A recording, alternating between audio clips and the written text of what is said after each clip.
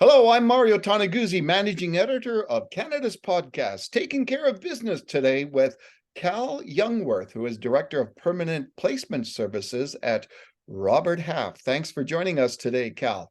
Thanks for having me back, Mario.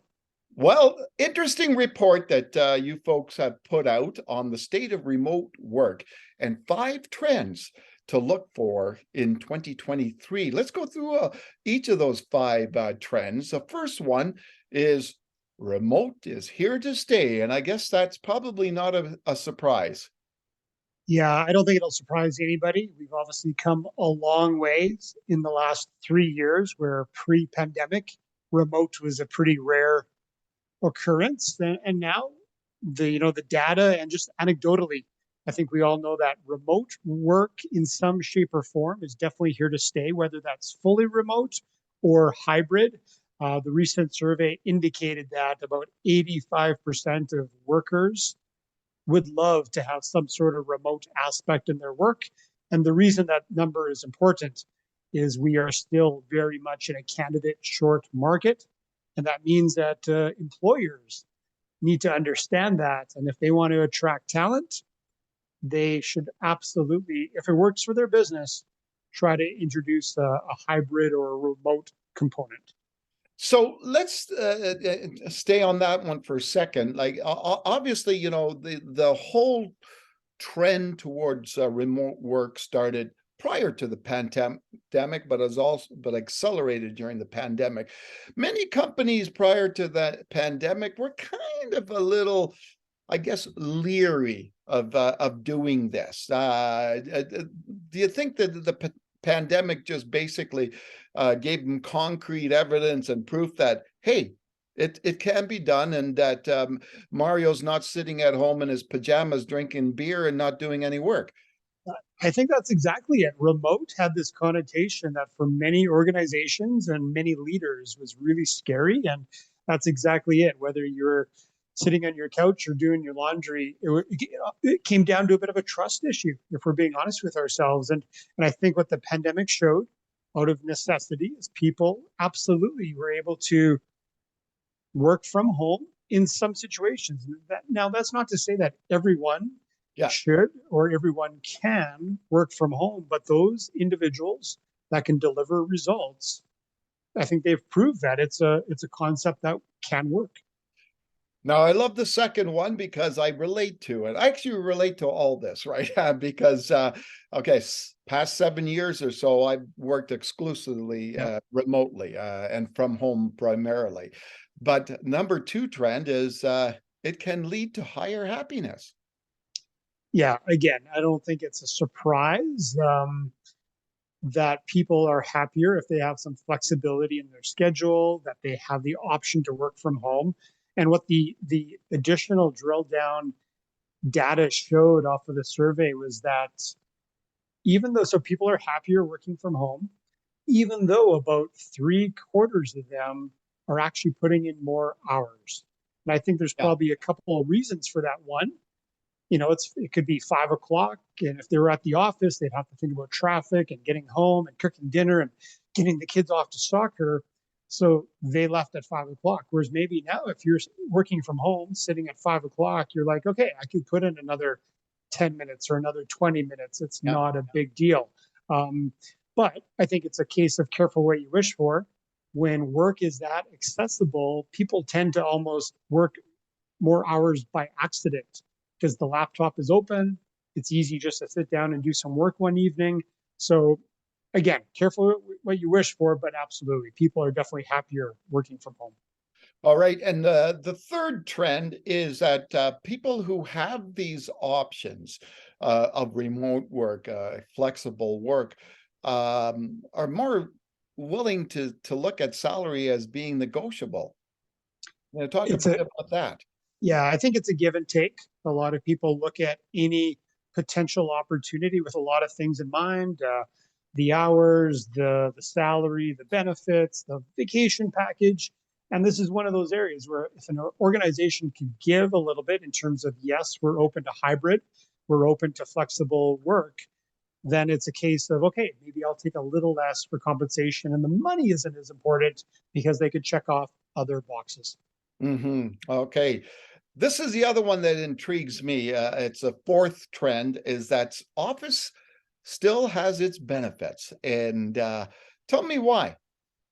At the end of the day, we're all people, and I think people largely connect better in person. Now, that doesn't mean we need to connect every day, 5 days a week in person.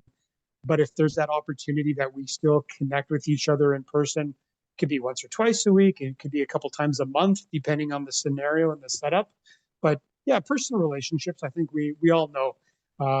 You and I can meet each other virtually, as it were, but if Yeah. we're one day sitting down having a coffee, we'll probably connect and build that relationship to a further degree, and that matters in the office environment. You know what? Again, looking at this personally, and this reminds me of an old business associate that I had that actually preferred going into the office because his rationale was, and I put on my clothes, my work clothes, and go into the office. It's like me putting on my baseball uniform and walking onto Yankee Stadium and I'm ready for work, right? And in Yep. many ways, I kind of relate to that as well, just simply by what you're wearing at home if you're working remotely, right? Yep. It just puts you in, if you're in your sweats and a t-shirt, I find that I may not be as productive as if I'm not dressed up, but you know what, semi-dressed up to work. It's just that mindset, right?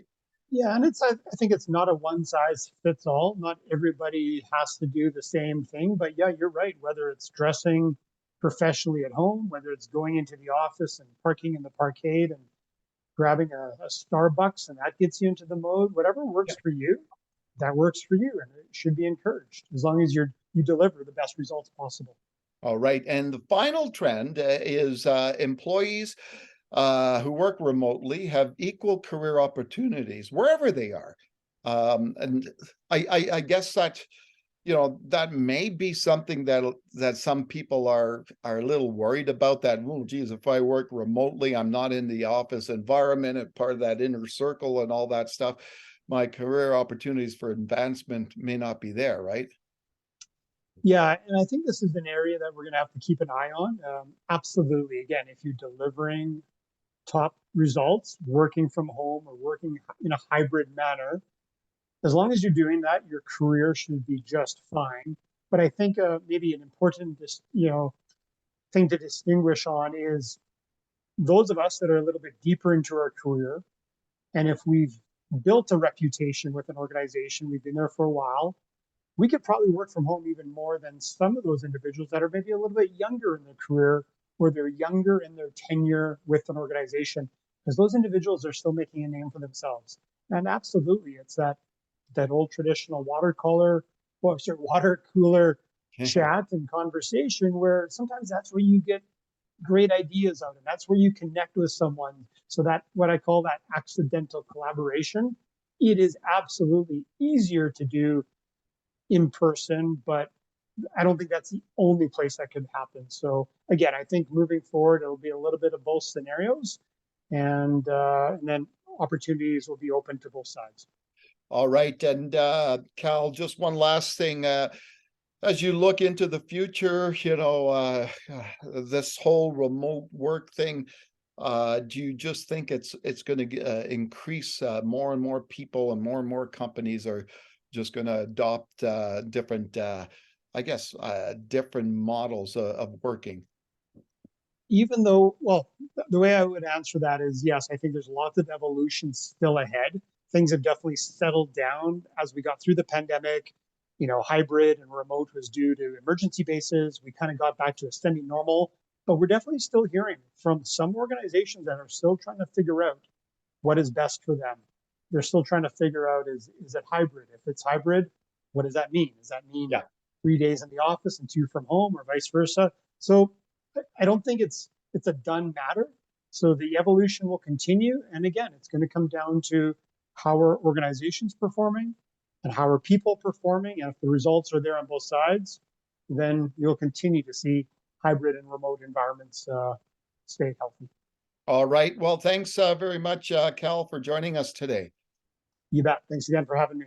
All right, that was Cal Jungwirth, who is Director of Permanent Placement Services with Robert Half. I'm Mario Toneguzzi, Managing Editor of Canada's podcast, Taking Care of Business Today. Thanks for joining us.